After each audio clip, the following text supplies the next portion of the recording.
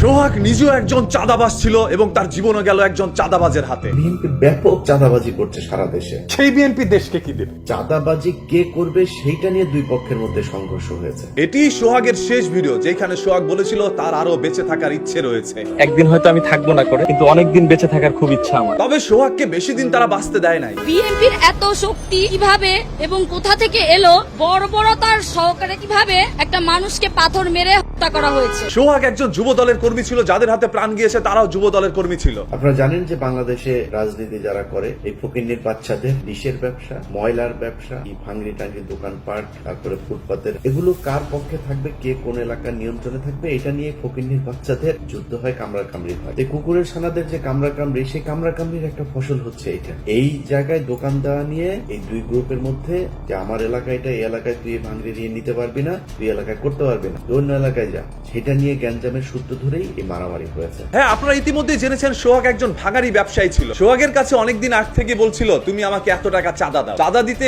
দ্বিমত প্রকাশ করে সোহাগ, আর এটা নিয়ে লেগে যায় তাদের মধ্যে দ্বন্দ্ব। এবং এই দ্বন্দ্ব চলছে আজকে কয়েক মাস ধরে। এটা গত 2 দিন আগের ঘটনা, কিন্তু হুট করে চাঁদা আনতে গিয়েছে আর দেয় নাই, বাইরে এনে তারপরে পেটালো, এরকম না বিষয়টা। তবে সাংবাদিক ইলিয়াস এবং পিনাকি ভট্টাচার্যের ভিডিওর মধ্যে স্পষ্ট এটা ভেসে আসে, এখানে ডিজিএফআই বা ইন্ডিয়ার কোনো চক্রান্ত রয়েছে। ভিডিওটা করলো কে, ভিডিওটা ছড়ালো কে, গণমাধ্যমকে খবরটা কে দিল যে মিটফোর্ডে চাঁদা আনতে গিয়ে চাঁদাবাজি, চাঁদা না দেয় ব্যবসায়ীকে হত্যা করা হলো, এই নিউজ কে দিল? এটা নিয়ে বিচার বিভাগীয় তদন্ত করেন এবং ঢাকা বিশ্ববিদ্যালয়ে যে ছেলেটা মারা গিয়েছিল, এই দুইটা নিয়ে বিচার বিভাগীয় তদন্ত কমিটি গঠন করেন। আমি গ্যারান্টি দিলাম দুইটাতে ওয়াকার হবে প্রথম আসামি, কারণ এই দুই ঘটনার সাথেই গোয়েন্দা সংস্থা জড়িত। শুধুমাত্র বিএনপি কে লাঞ্ছিত বঞ্চিত করার জন্যই সোহাগকে দাবার গুটি বানানো হয়। রাজনীতির ঢাল হিসাবে ব্যবহার করা হয়েছে সোহাগকে। ওয়াকার আর তার পাশ পোষা ডিজিএফআই এর প্ল্যান। আপনারা কি ডিজিএফআই এর গ্র্যান্ড ডিজাইনটা বুঝতে পারতেছেন? যেন ক্যামেরাম্যান জানতো এই ঘটনা ঘটবেই তার সামনে, নিখুঁত অ্যাঙ্গেল থেকে ভিডিও। ভাই, সোহাগ রাজনীতির দাবার গুটির চাল হয়ে তার জীবন দিয়েছে, অন্যদিকে তার পরিবার পথে বসে পড়েছে। প্রতিদিন সোহাগের সন্তানরা তাকে বাবা বলে ডাকতো এবং সোহাগ সেই ডাকে সাড়া দিত। আজকে বাবা বলে ডাকতে ডাকতে কান্না একরকম, তার সন্তানরা ভেসে যাওয়ার পরেও বাবা যেন আর সাড়া দিতে পারে না। সন্তান হারিয়েছে বাবাকে, পরিবার হারিয়েছে তার সন্তানকে, বিএনপি হারিয়েছে তার সম্মান। বিএনপির নেতা কর্মীদের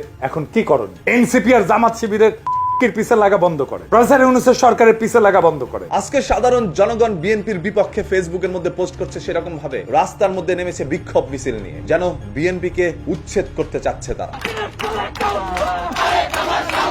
আসলে এটার পিছনে কিসের চক্রান্ত রয়েছে? আমাদের শত্রু কিন্তু একটাই, ভারত সমর্থিত হাসিনার ফ্যাসিবাদ। সাধারণ জনগণের সবারই একটি প্রশ্ন, যেখানে এরকম একটি ঘটনা ঘটানো হয়েছে, মানে মিটফোর্ড হাসপাতালের খুবই সন্নিকটে রয়েছিল আনসার ক্যাম্প। এই ঘটনাটি ঘটেছে প্রায় 1 ঘন্টার মতো সময় লেগেছে। সেই 1 ঘন্টার সময়ের মধ্যে আনসার ক্যাম্প থেকে কেন কোনো আনসার আসেনি? আনসারে যদি থাকে, নিরাপত্তা লোক থাকে, আর আমি যদি নিরাপদ না থাকি, তাইলে আমার এরকম ভাবে ইউনিফর্মধারী লোকের দরকার কি? বা মিটফোর্ড হসপিটালের মধ্যেও কিন্তু আনসার সদস্যরা বরাবরই পাহারা দিয়ে যেত। হসপিটালের সামনে একজন মানুষকে নির্মম ভাবে দুনিয়া থেকে সরানো হচ্ছে, তারপরও কেন কোনো আনসার সদস্য আসে? সেই প্রশ্ন শুধু জনগণেরই নয়, বাংলাদেশ সেনাবাহিনীরও। এখানে পেশাগত লোক যারা ছিলেন আনসার বাহিনী, আপনাদের কেন ব্যর্থতা আসছে, সেই জন্য তাদেরকে আমরা বিচারের সম্মুখীন করেছি এবং সেই বিচার অলরেডি তারা শুরু হয়েছে। এছাড়াও শিক্ষার্থীদের একটি প্রশ্ন, বিএনপি এত সাহস কোথা থেকে পেল? বিএনপির এত শক্তি কিভাবে এবং কোথা থেকে এলো? হাসিনা পালিয়ে যাওয়ার পর বাংলাদেশের একটি দল নিজেদেরকে দেশের মালিক বনে গিয়েছে। হ্যাঁ, এরকম হাজারো মন্তব্য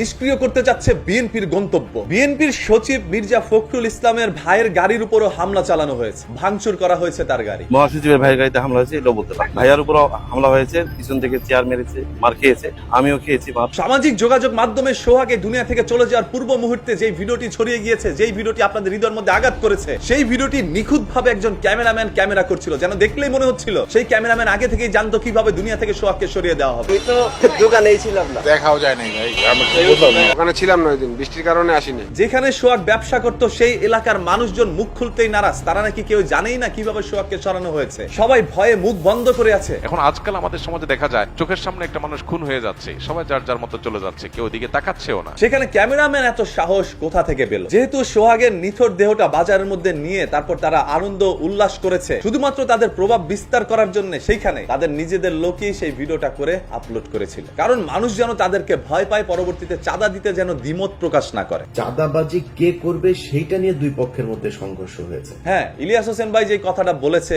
এটাই আসলে সত্য। এই ঘটনাটি ঘটেছে শুধুমাত্রই চাঁদা নিয়ে, তাও আবার নিজেদের মধ্যে। বিএনপি খুব কষ্ট পায় যে চাঁদাবাজ বলতে আবার তারা খুব কষ্ট পায়। আপনারা সবাই জানেন প্রত্যেকটা দুর্ঘটনার পিছনে লুকিয়ে থাকে ছোট্ট একটি ঘটনা, আর সেই ঘটনা ঘটাচ্ছে কারা? আবার বলছি, বিএনপি হারিয়েছে তার সম্মান, সন্তান হারিয়েছে তার বাবাকে, পরিবার হারিয়েছে তার সন্তানকে। রাজনীতি আবারও তার আগের জায়গায় ফিরে আসতে পারলো, সোহাগ আর কোনোদিন দুনিয়ায় ফিরে আসতে পারবে না। তাই পরবর্তীতে এরকম ভয়ঙ্কর রাজনীতির চাল যেন আপনার জীবন না হয়, সেদিকে সবসময় সক্রিয় থাকবেন। বিএনপি আমাদের শত্রু না, বিএনপি আমাদের বন্ধু সহযোদ্ধা। যে যত বড় অপরাধী হোক না কেন, সে অপরাধীর জন্য বাংলাদেশে আইন রয়েছে। আইন নিজের হাতে তুলে নেওয়ার অধিকার কারণে আমরা সবাই আইনের প্রতি শ্রদ্ধাশীল। দেখতে চাই এটার পিছনে লুকিয়ে আছে অন্য কোন ঘটনা। খুব দ্রুতই আপনারা আরো কোনো সত্য জানতে পারবেন। যে তারেক রহমানের বীরের বেশে দেশে ফেরার কথা ছিল, সেই তারেক রহমানকে এই জায়গায় নামায় আনার দায় এই লোকগুলা।